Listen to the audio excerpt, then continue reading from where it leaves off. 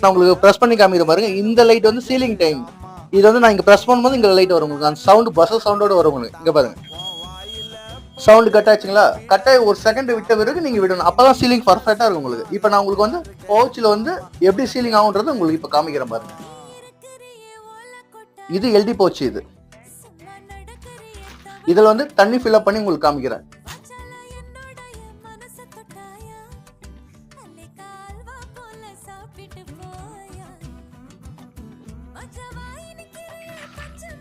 பாருங்க, இது ஃபுல்லா தண்ணி தான் இருக்குது.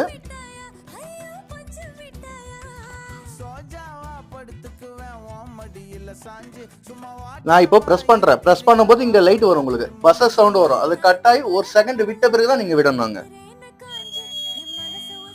சவுண்ட் கட் ஆச்சுங்களா? கட் ஆகி ஒரு செகண்ட் விட்டு விடுங்க. இப்போ பாருங்க, இங்க பாருங்க, சீலிங் பாருங்க பர்ஃபெக்டா இருக்கும். இது டபுள் லைன் உங்களுக்கு.